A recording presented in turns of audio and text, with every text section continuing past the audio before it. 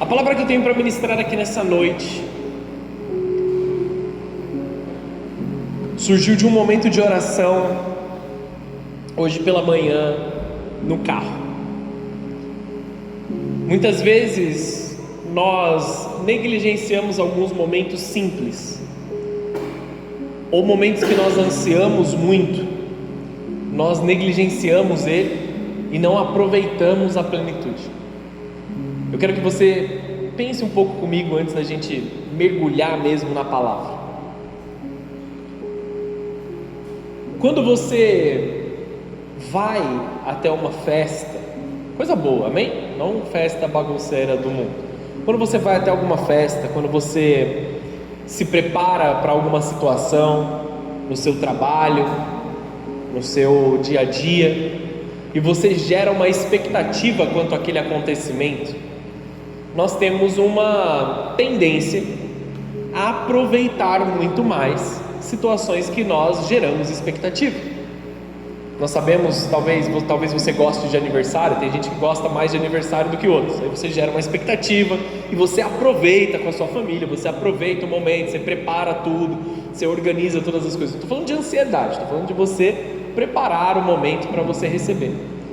Às vezes você vai para a igreja porque o seu coração está aflito, você está preocupado com alguma coisa, você tem uma expectativa, eu vou para a igreja porque Deus vai falar comigo, e nesses dias é o momento que Deus mais fala com a gente, quando nós temos uma alta expectativa para que algo aconteça nas nossas vidas.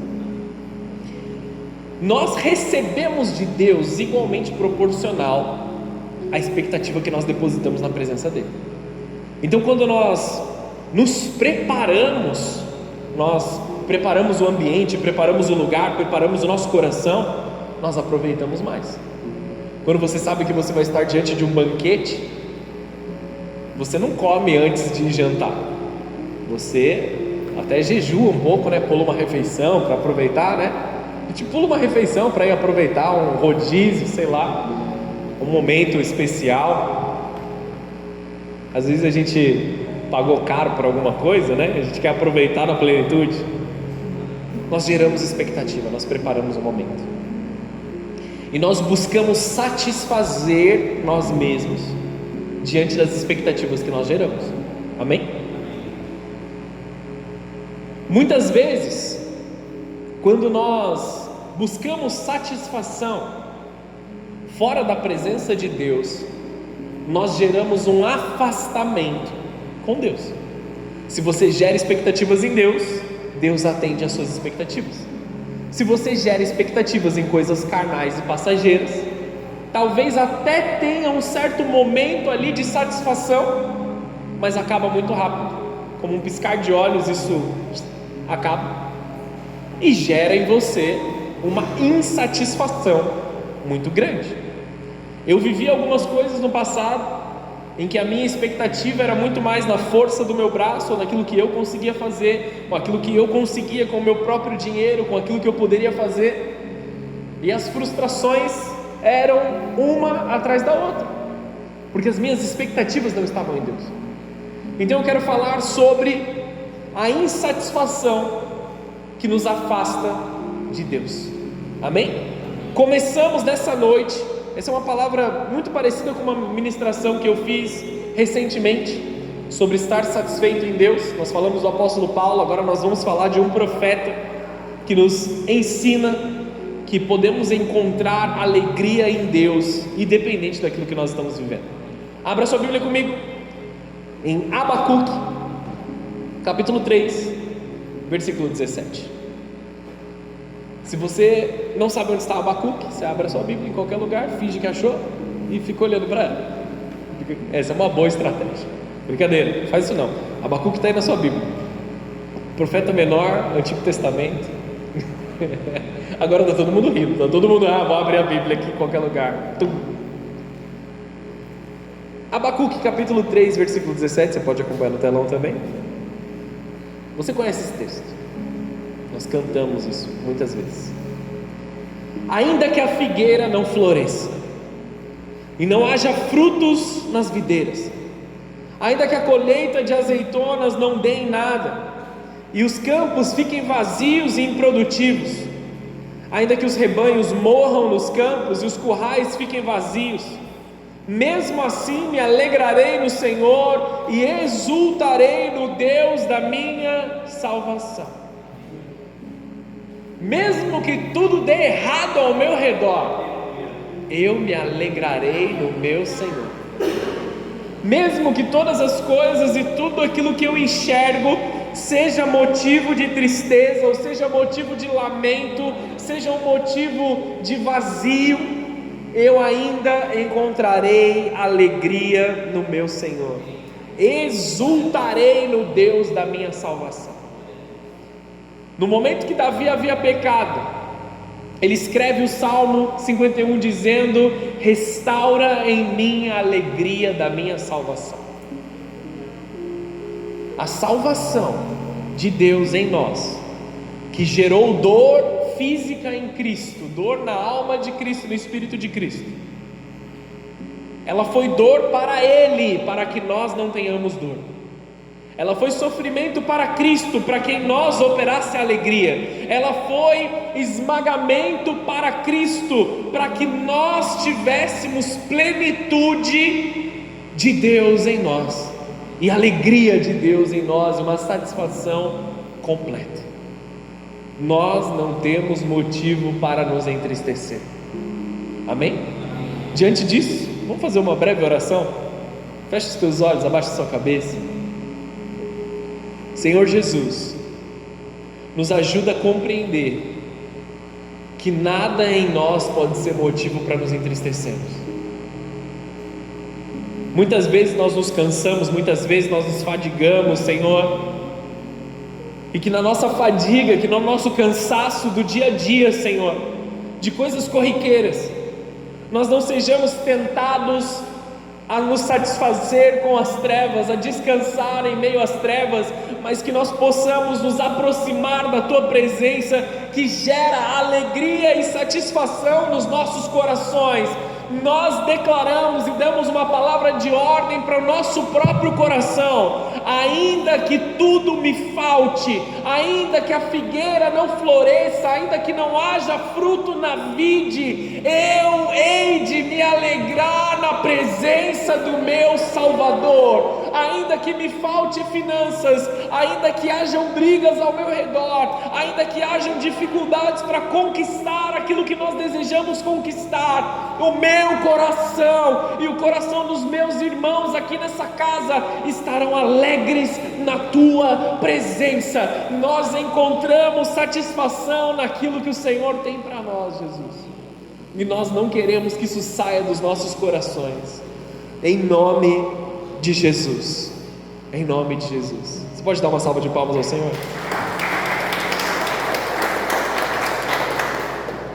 Amados, eu quero falar sobre um risco das nossas vidas, o risco de nos acostumarmos com a insatisfação. Não é novidade para ninguém que nós estamos vivendo em dias de frustração, de pressão, de cansaço emocional, espiritual. Eu falo muito sobre a questão de como a tecnologia tem causado em nós uma ansiedade, uma exaustão, um esgotamento mental pela quantidade de informações que nós somos bombardeados diariamente. Eu trabalho com TI, inclusive, sou bombardeado por muita informação o dia todo. Eu fico com o rosto na frente do computador o dia inteiro, conversando com várias pessoas ao mesmo tempo, e de fato esgota a nossa capacidade mental. As nossas emoções estão desgastadas. Muitos desses conhecem a Deus, mas perdem a alegria de estar na presença de Deus. Que nem a gente cantou, né? A minha alma anseia. A nossa alma, o nosso espírito, tudo aquilo que está em nós precisa ansiar pela glória de Deus. Tem que haver uma expectativa dentro de nós. Quando eu vou me encontrar com o meu Senhor? Quando vai ser o próximo momento de oração? Quando vai ser o próximo momento de leitura da palavra? Quando vai ser o próximo momento que o meu coração vai ser tocado pela glória de Deus? Na expectativa de encontrá-lo mais uma vez. Muitos continuam na igreja, mas não sentem prazer em estarem com Deus. Hoje Deus quer restaurar a alegria nos nossos corações, e a satisfação e o prazer de estarmos na presença dele. Para vocês que têm prazer de estar na presença do Senhor, Deus está acrescentando mais e mais dessa satisfação.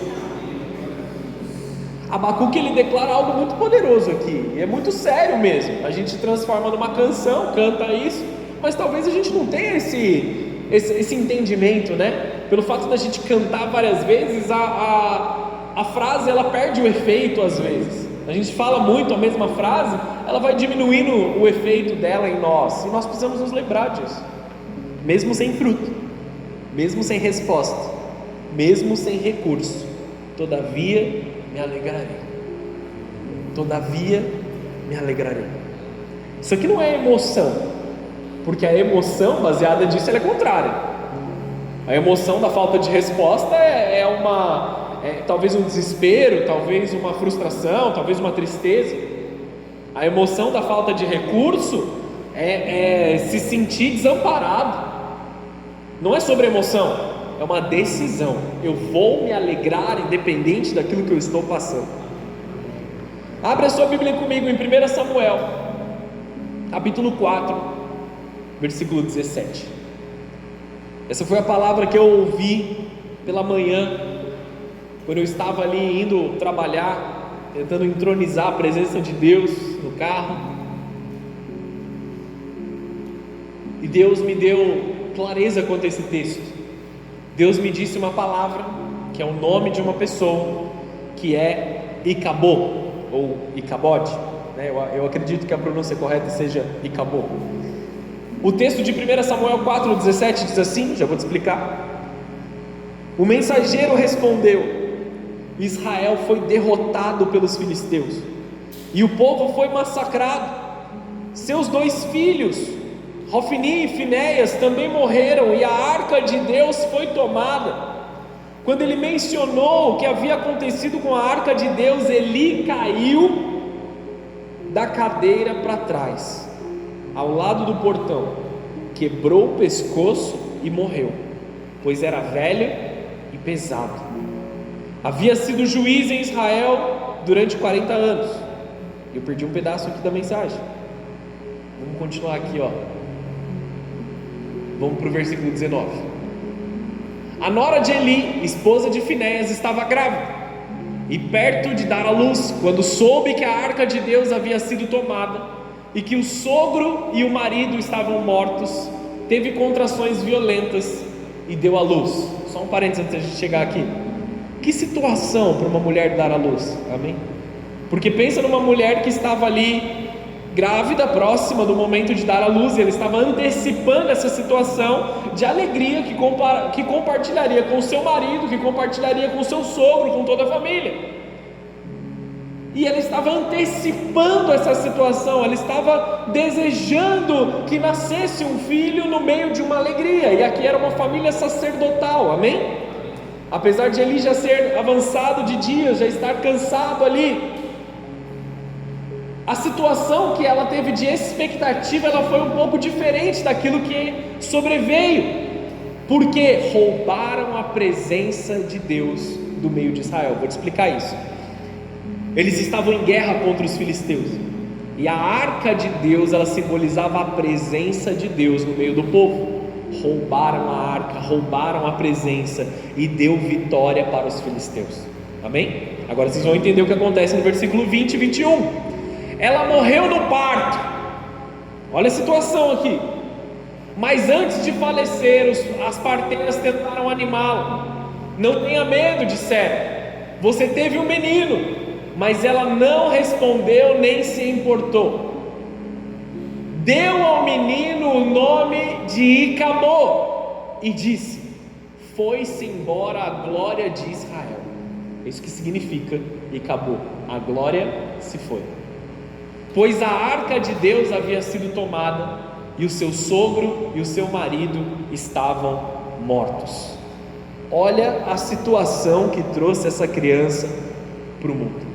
Olha o ponto que ela chegou e olha o destino que essa mãe deu para o filho. Eu não sei se você sabe o significado do teu nome, mas em toda a Bíblia nós vemos homens que tiveram um destino profético traçado pelo seu próprio nome. Cada um dos nomes bíblicos, eles têm um significado poderoso que transmitem um futuro profético sobre cada uma das vidas. Amém? Se talvez o seu nome não tenha um significado muito legal, você já repreende em nome de Jesus e profetiza a bênção sobre a tua casa, sobre a tua família. Amém? Você é filho de Deus, Ele nos dá um novo nome. Amém? E esse homem, ele recebeu um destino profético traçado no seu primeiro momento de vida, que foi de destruição. A glória se foi de Israel, o nome dele vai ser Icabô. É um absurdo nós pensarmos isso. O destino dele foi traçado para viver uma vida sem a presença de Deus, sem a glória de Deus, sem qualquer motivo de alegria na sua vida. Porque se a salvação é o nosso motivo de alegria, a ausência da presença de Deus vai necessariamente nos levar para um lugar de tristeza. Amém? Até aqui vocês entendem? Israel perdeu a arca, o símbolo da presença de Deus. Nasce uma criança chamada Icabô. Quando nós nos acostumamos com ambientes de insatisfação, quando nós nos acostumamos com a mediocridade que o mundo nos entrega, não mediocridade ruim, mas mediano, padrão, quando nós nos acostumamos com aquilo que o mundo tem para nós e tomamos isso como uma realidade sobre as nossas vidas, nós mesmos escrevemos Icabô sobre a nossa própria testa, porque nós desejamos ou nós tomamos posse de uma vida de insatisfação, ao invés de corrermos para os braços de Deus e buscarmos a glória do Senhor. Comece a pensar no teu coração, sem querer te agredir nesse momento, amém? Mas eu quero te pastorear aqui para que você viva o melhor de Deus sobre a tua vida. Será que você não tem se acostumado a viver frustrado e insatisfeito? Você recebeu uma promoção no seu trabalho, são só 10%, são só 20%, tem gente que recebe mais. Estou inventando, amém? Seu filho vai nascer, mas a glória se foi de Israel. Mas talvez seja ruim, mas talvez ele tenha uma doença, mas talvez isso possa acontecer, mas talvez eu não tenha dinheiro para pagar a faculdade dele. Eu vou casar, mas eu não sei se é exatamente isso que eu quero, eu não sei se é exatamente esse lugar, não sei se é isso. Nós nos acostumamos a viver com frustração e nós trazemos insatisfação para os melhores momentos da nossa vida que Deus separou para as nossas vidas. Vocês estão entendendo o que eu estou dizendo aqui? Nós assumimos uma identidade em que a glória de Deus não faz parte das nossas vidas. E a triste realidade é que existem muitos cristãos dentro das igrejas de hoje em dia, salvos, remidos, eles foram justificados por Deus, mas estão vivendo o inferno na terra, porque não assumiram uma identidade de filho e não encontram satisfação na presença do Senhor. Nós precisamos encontrar nossa satisfação na presença do Senhor.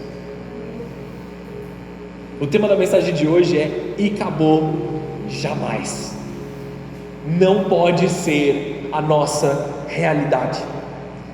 Nós não geramos filhos chamados Icabô.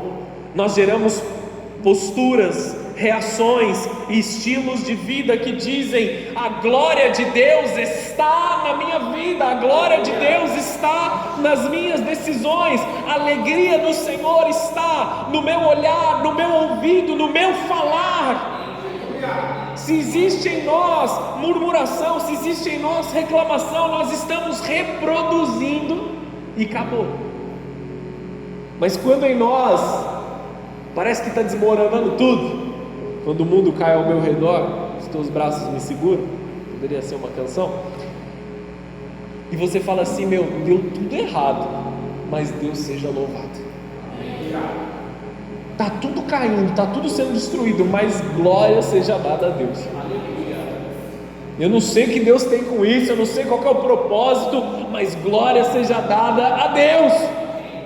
Nele eu encontro a solução, nele eu encontro a resposta, nele eu encontro a alegria, mesmo que a vide não dê o seu fruto. Continua comigo? Muitos que estão vivendo como Icabô são aqueles que perderam a alegria, aqueles que se entregaram ao pecado, aqueles que se afastam de Deus no momento de dor, aquele que vive sem o prazer espiritual da presença de Deus, aqueles que encontram mais satisfação em cumprir, em satisfazer o seu próprio estômago, o seu próprio umbigo, do que de estar onde o Senhor Jesus está. E aí nós passamos sutilmente a trocar certas coisas que para nós eram primordiais para coisas passageiras. Então antes nós tínhamos um prazer de estar na casa do Senhor, de servir ao próximo, de amar o próximo, de estar em comunhão. Agora nós buscamos estar sozinhos, estar isolados, nos tornando presas fáceis para as trevas. Nós tomamos muito mais prazer em estar em outros lugares e conhecer outras pessoas que não, talvez, conheçam o Senhor Jesus e nos alimentam daquilo que nós não deveríamos estar recebendo. Muitos estão escrevendo sobre a própria vida: a glória se foi e acabou. Como alguém perde tudo e também decide perder a Deus? Vamos olhar a vida de Jó. Jó foi atacado em tudo. Perdeu os filhos, perdeu finanças, perdeu casa, perdeu segurança, perdeu trabalho, perdeu a saúde física dele, até a própria esposa dele estava se perdendo ali quando ela diz: amaldiçoa teu Deus e morre. Ele perdeu tudo, menos a presença de Deus. Ele sabia que não existia outro lugar para ele ir, que não existia outra alternativa, que não existia outra possibilidade senão a presença do nosso Senhor.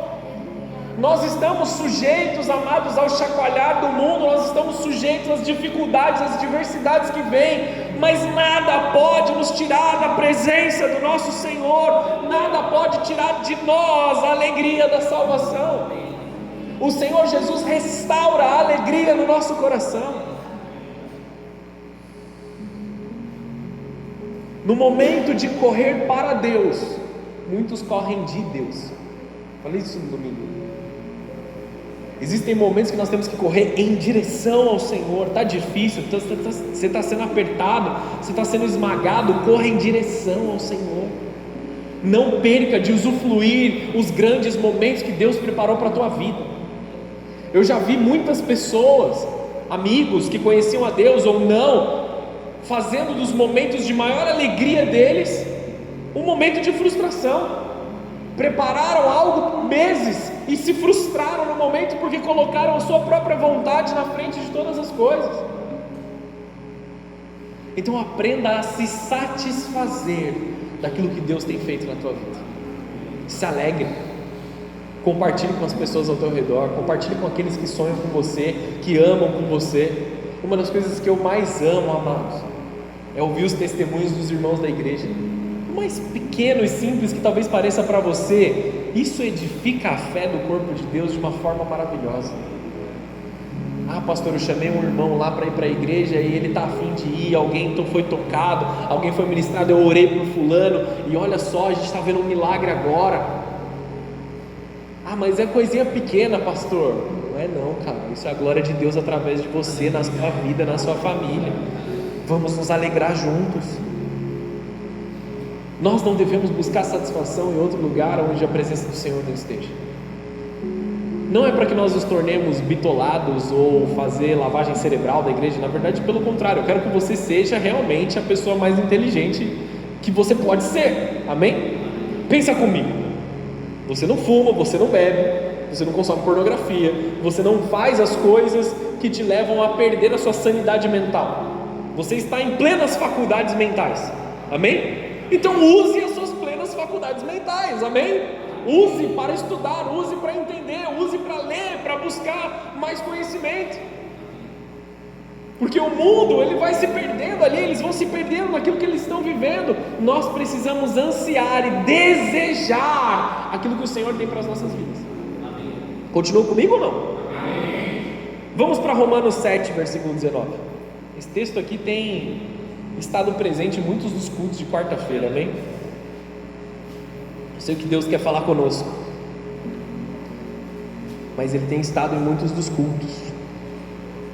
Romanos, capítulo 7, versículo 19.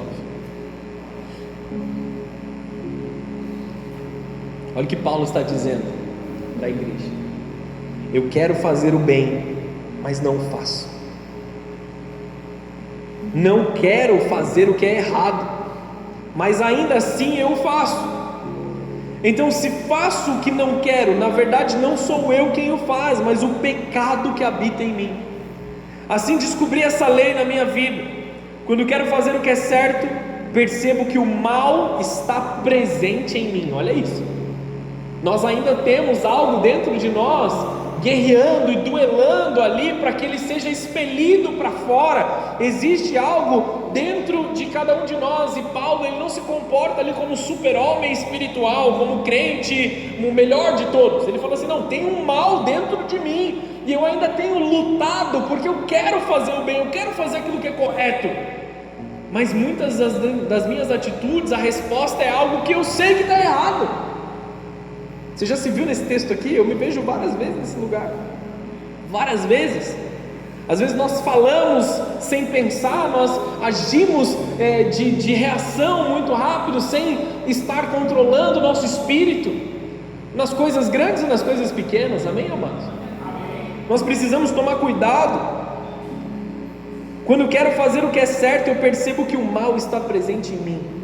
Amo a lei de Deus de todo o coração, contudo, há outra lei dentro de mim que está em guerra com a minha mente e me torna escravo do pecado, que permanece dentro de mim. Como sou miserável! Quem me libertará desse corpo mortal dominado pelo pecado? Em outras versões, miserável homem que sou. Essa tem que ser a nossa realidade. Eu por mim mesmo sou miserável, eu por mim mesmo eu não tenho nada que seja bom. Eu, na minha própria carne, na minha própria habilidade, não consigo conquistar ou construir algo que seja realmente valioso ou realmente significativo.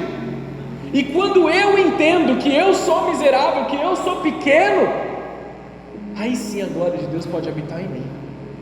Quando eu entendo que eu sozinho não sou o suficiente, que eu preciso de algo que eu não tenho, eu encontro este algo na pessoa de Cristo Jesus. E aí eu me lembro que Ele foi moído para que eu não fosse moído, de que Ele sofreu para que eu não sofresse, de que Ele foi esmagado pela glória de Deus para que nós recebêssemos, Ele foi esmagado pela ira de Deus para que nós recebêssemos a glória de Deus. Amém? Estão aqui comigo? Amém. Paulo ele descreve o conflito: eu quero o bem, mas eu faço o mal. Existe uma guerra dentro de mim. Segundo o homem interior, eu tenho prazer na lei de Deus. Essa é a realidade. Existe algo dentro de nós que nos dá prazer na lei de Deus. Nós sabemos, nós fomos construídos, nós somos planejados por Deus com um senso de conhecimento da palavra.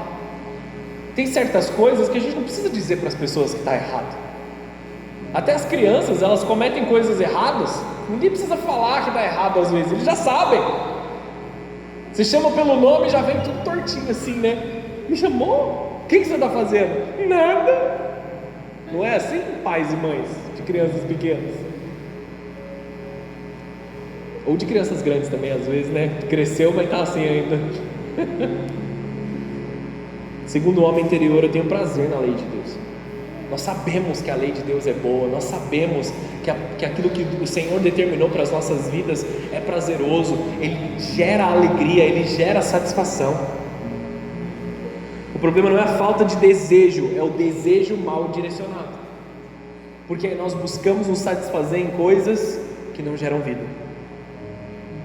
A mentira do mundo, ela ela nos diz que Deus tira o prazer das coisas, que a gente tem que ser quadrado, que a gente não vai chegar em lugar nenhum, que a gente é chato, que crente é chato, que não tem alegria dentro da igreja, que você está sendo dominado, você vai fazer tudo que o seu pastor falar para você fazer.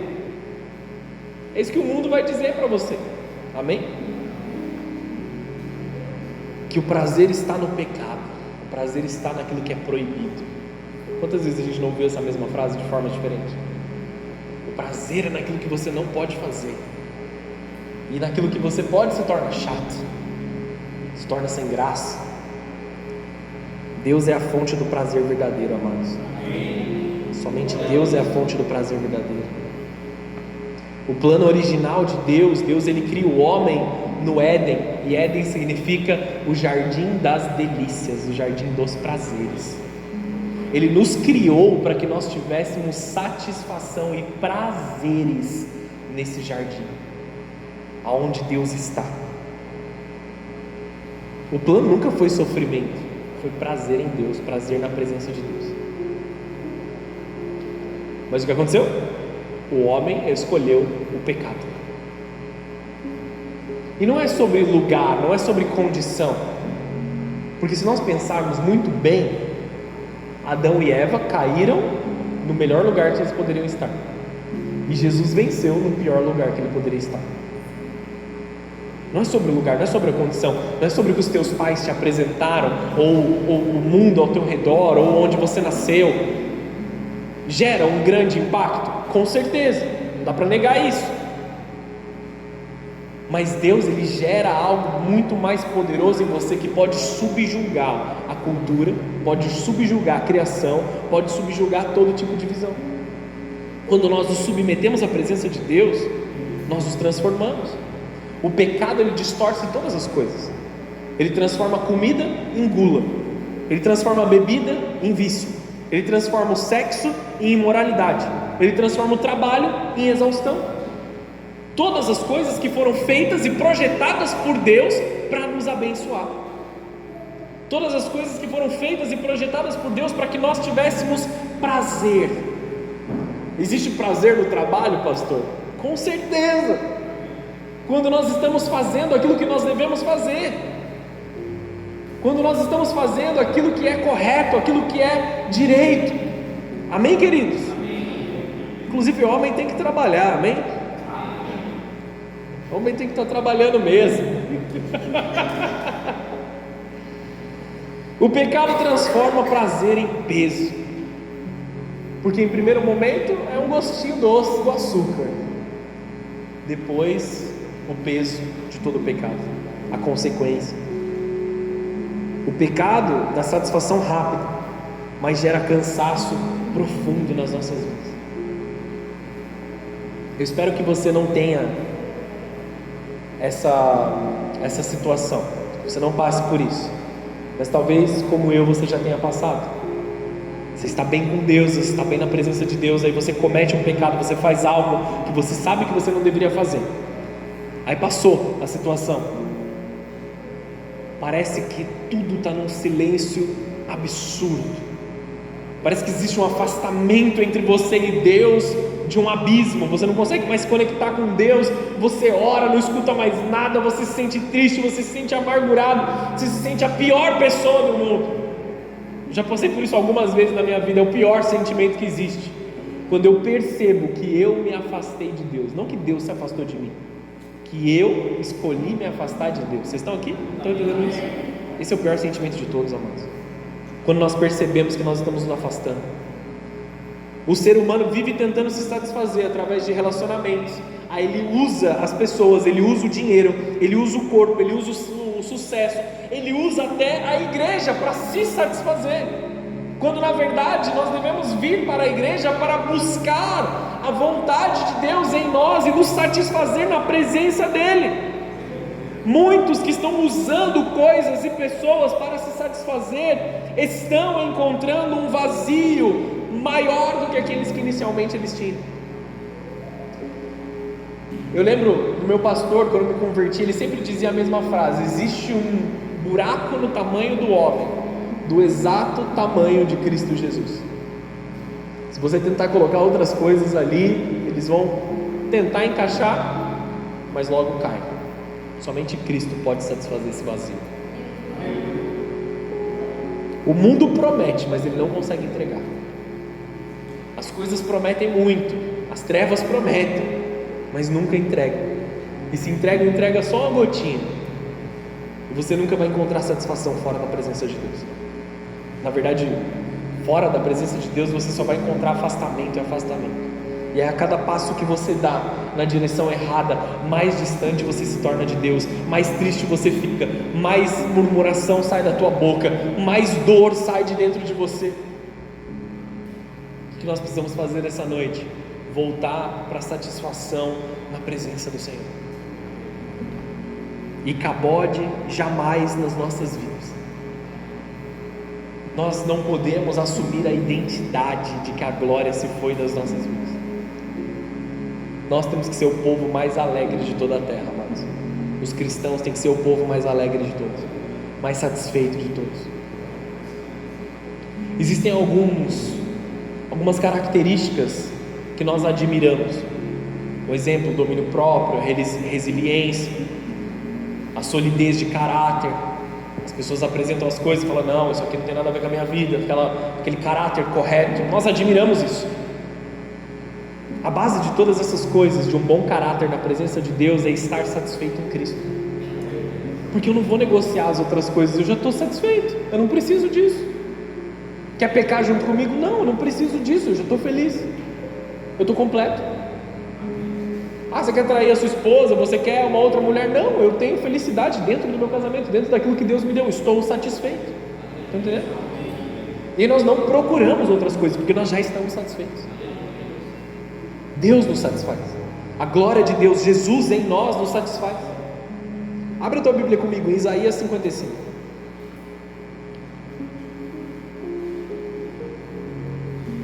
Chegando para o fim, sabor final, amém? Sem prometer muita coisa, senão os caras brigam comigo.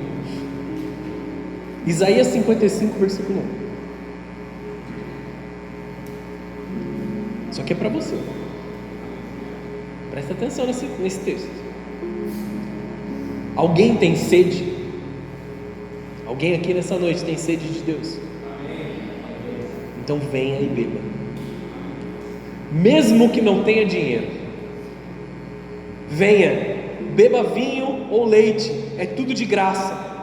Por que gastar o seu dinheiro com comida que não fortalece? Por que pagar por aquilo que não satisfaz? Ouçam-me e vocês comerão o que é bom e se deliciarão com os alimentos mais saborosos. Venham a mim com os ouvidos bem abertos, escutem e encontrarão vida. Farei com vocês uma aliança permanente, o amor que fielmente prometi a Davi. Venham. Mas eu não tenho recursos. Venham, é de graça a água da vida. Comam e bebam de graça. Por que pagar por algo que não te satisfaz? Por que pagar por algo que não te acrescenta em nada? Por que pagar por algo que não pode construir nada na sua vida? Por que pagar o peso do pecado que não acrescenta nada, não acrescenta um dia, não acrescenta força, não acrescenta em nada nas nossas vidas? Por que estamos escolhendo pagar por algo que gera insatisfação em nós? Poxa, falando assim parece que eu estou vacilando mesmo, né? Era isso que eu queria te desafiar a pensar. Venha e beba de graça. Eu não tenho nada para dar em troca para Jesus, e Jesus não pede nada em troca. Eu e vocês, os piores dos pecadores, os menores dos discípulos, não fazemos barganha diante da presença de Deus. Nós vivemos no merecimento de Cristo. Nós não merecemos nada, Ele nos deu tudo. Venha, coma e beba, satisfaçam-se, abram os teus ouvidos, estejam com os ouvidos atentos, escutem e encontrarão vida. Escutem as palavras de Deus e encontrarão encontrarão satisfação, encontrarão alegria, encontrarão plenitude na sua alma. Existe algum tipo de insatisfação, de algo que você está vivendo? A resposta está na doce voz do Senhor Jesus. Em primeiro lugar, ele começa perguntando: quem tem sede? Eu primeiro preciso reconhecer que eu tenho sede. Eu primeiro preciso reconhecer que há ausência em mim. Eu primeiro preciso reconhecer que Deus pode satisfazer algo que eu não tenho. Eu reconheço que eu sou pequeno, eu reconheço que me falta. Porque muitas vezes a gente quer ser bom demais. Você já foi tentando, vamos lá, vem comigo. Você já foi tentar dar uma dica para alguém, que você viu que a pessoa está fazendo alguma coisa errada? Aí você fala assim: ó, faz assim, assim, assim. Não, já sei o que eu estou fazendo. Essa pessoa não pode ser ensinada. E continua fazendo errado. Já passou por isso? Não olha para ninguém aí, maridos e mulheres, continuam olhando para mim aqui, não briga com ninguém não. Às vezes a gente vai tentar dar um toque pro irmão. Não, eu já sei, deixa comigo, eu resolvo. Não consegue ser ensinado se você não reconhece que você precisa aprender. Discípulos fazem boas perguntas, amém? Discípulos sabem fazer pergunta na presença de Deus. Então, em primeiro lugar, eu tenho que reconhecer que eu tenho sede. Vinde as águas. Ninguém faz greve de sede, amém? Sem água, a gente morre, rapidão. E infelizmente tem gente morrendo espiritualmente, mas não está percebendo. Está matando o espírito de sede. Sem a presença do Espírito Santo, nós estamos morrendo de sede. O Espírito Santo é a água da vida, irmãos, que flui de Cristo e através de nós. Como exemplo da mulher samaritana, de João 4, a mulher samaritana estava pegando água no poço, escondida, no meio de um dia difícil, de um dia com muito sol ali. Ela estava se escondendo naquele momento. E aí Jesus encontra ela no lugar que ela estava se escondendo. Ele fala assim: aquele que beber de mim nunca mais terá sede. Vou te dar uma água que você nunca mais vai ter sede. Ela fala: eu quero essa água, me dá essa água. Aí ele começa a profetizar sobre a vida dela, começa a ministrar ela. Depois você lê João 4 na tua casa. Essa mulher reconheceu que ela tinha sede. E a própria palavra de Deus em João 4 diz que ela pregou para toda a cidade. Ela reconheceu que ela tinha sede, ela bebeu da água e ela deu água para outros beberem. O que é evangelismo? É você beber de uma água tão fresca, reconhecendo que é a melhor de todas, e entregar essa água para as outras pessoas que têm sede também. Simples assim. Ela tinha uma vida destruída, relacionamentos quebrados, não dá tempo de eu explicar tudo, amém? Estava vivendo escondida, e apenas um encontro com Jesus mudou a vida dela. Quem reconhece a sua sede, encontra a fonte de água viva. Quem reconhece que precisa, encontra a fonte de águas. Reconheça que você não pode se satisfazer sozinho. Reconheça que você não pode se satisfazer na tua própria força. É sem dinheiro, sem preço. Não tem que pagar por isso. Satisfação não se compra. Não vem de esforço humano. O Salmos 20, versículo 7 diz assim: uns confiam em carros, outros em cavalos, mas nós faremos menção do nome do Senhor. A minha confiança não está nas coisas, a minha confiança está no meu Senhor. É sem preço, você não tem que pagar o preço, Ele já pagou o preço. Para eu ser feliz eu tenho que fazer isso. Talvez você tenha que trilhar o caminho que Jesus te pediu, mas não pagar o preço, porque Ele já pagou pelo preço. Vocês estão entendendo isso aqui? Eu farei menção do nome do meu Senhor. Não é o que você tem, é o que Deus te dá. É o que o seu Senhor coloca na tua vida. Por que gastar com aquilo que não é o pão? Por que gastar com aquilo que não te fortalece? Pare de investir tempo, paciência, esforço naquilo que não te satisfaz. Para de investir seus melhores argumentos em coisas que não te satisfazem. Para de investir as suas noites de sono em coisas que não podem acrescentar um minuto sequer na tua vida. Entendeu o que eu estou falando? Eu sou o primeiro a levantar a mão para você não ter que levantar a mão.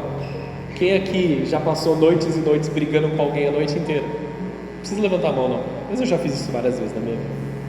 Quantas e quantas noites de sono não perdi em argumentos sozinho lá? Não, porque amanhã eu vou ter uma reunião com outra pessoa, eu vou falar isso, eu vou falar aquilo, eu vou falar... Aí passou a noite inteira, o sol raiou pela janela, eu não descansei nada. Essa ansiedade tira a energia do dia seguinte, amados. Nós nos consumimos. Pare de investir naquilo que não te satisfaz. Muito esforço, pouco resultado, pouca satisfação, ou nenhuma, né? Muito trabalho e pouca paz. Vocês estão entendendo isso? Salmo 127: se o Senhor não guardar a casa, em vão vigia o sentinela. Não é o meu esforço, é o Senhor. Eu estou fazendo o meu trabalho porque eu tenho que estar fazendo o meu trabalho, mas é o Senhor que guarda a casa. Se Deus não estiver, tudo é inútil. Essa é a realidade. Sem Deus, qualquer coisa que eu fizer no meu dia foi inútil. Isso é uma realidade dura da gente assumir, não é? Porque muitas vezes a gente faz uma bocada de coisas inúteis, que não geram nada. Gastamos esforço naquilo que não satisfaz. Você não precisa mudar tudo, jogar tudo para fora. Você precisa mudar o coração satisfeito. Aprenda a ouvir de verdade. O que Jesus diz é assim: estejam com os teus ouvidos atentos. Isaías 55. Estejam com os ouvidos atentos, escutem e comam. Ouvir, escutar. Desculpa, ouvir é diferente de escutar. Eu falei uma coisa, ele falou tal coisa, beleza, é isso, eu sei, eu tenho informação. Ouvir é corresponder. Quando você fala uma coisa para o seu filho, você fala assim: filho, vai arrumar teu quarto. Eu sei o que meu pai falou, ele falou para eu arrumar meu quarto, mas você arrumou o quarto? Eu quero que você corresponda àquilo que eu te disse, amém? Isso aqui não é do meu filho, amém? É do filho de todo mundo, essa é a realidade. Quando você, como pai ou como amigo, você entrega uma palavra, você dá um conselho, você dá uma ordem, você dá uma direção, independente do lugar onde você esteja, ali da posição que você esteja, se isso se configura uma instrução para alguém, é necessário que essa pessoa corresponda. Ouvir é corresponder àquilo que você entende no teu coração. Jeremias 15:16, como eu disse: quando descobri as tuas palavras, devorei-as, são minha alegria e dão prazer ao meu coração, pois pertenço a ti, ó Senhor, Deus dos exércitos. Vamos de novo. Quando descobri as tuas palavras, devorei-as, são minha alegria e dão prazer ao meu coração, pois pertenço a ti, ó Senhor, Deus dos exércitos. Eu comi as suas palavras, eu devorei as palavras no momento que elas apareceram. Tem um banquete diante de você, tem um banquete diante dos teus olhos, e você reconhece que você tem fome. Ele foi te dado de bom grado, ele foi preparado com carinho, ele foi preparado com o amor do Pai, ele foi preparado com o suor do Pai, e foi colocado diante de você. Devore as palavras do Senhor, porque elas são satisfação no teu coração. Comi as suas palavras. Quem se alimenta da palavra encontra prazer em Deus. É momento de nós gerarmos uma aliança com o Senhor, dizermos para a nossa própria alma e para o nosso Senhor que não existe satisfação fora da presença dEle. Não é religião, é relacionamento, é nos conectarmos com o Pai, uma aliança firmada no sangue de Cristo. Uma satisfação plena só existe dentro de um compromisso com o Senhor. Para encerrarmos oficialmente nesse momento, Abacuque capítulo 3, versículo 17 de novo. Essa palavra é sobre a tua vida, amém? Ainda que a figueira não floresça e não haja fruto nas videiras, Ainda que a colheita de azeitonas não dê em nada, e os campos fiquem vazios e improdutivos, ainda que os rebanhos morram nos campos, e os currais fiquem vazios, mesmo assim eu me alegrarei no Senhor, exultarei no Deus da minha salvação. Nós removemos da nossa vida, removemos do nosso destino, toda palavra que insiste dizer, e acabou, se foi a glória. Nós removemos isso, nós não aceitamos esta palavra sobre as nossas casas, sobre as nossas famílias, sobre os nossos relacionamentos, a criação dos nossos filhos. Nós tomamos posse da alegria do Senhor que vem aos nossos corações. Na minha vida, na tua vida, na minha família e na tua família, e acabou jamais, em nome de Jesus. Nós somos aqueles que vamos levantar as nossas mãos e dizer: todavia me alegrarei, todavia me alegrarei. A alegria em Deus não depende do que você tem, mas de quem você conhece, é o Senhor Jesus. Feche os teus olhos, abaixe sua cabeça aí no seu lugar, vamos orar. Talvez tenham declarado e acabou sobre a tua vida.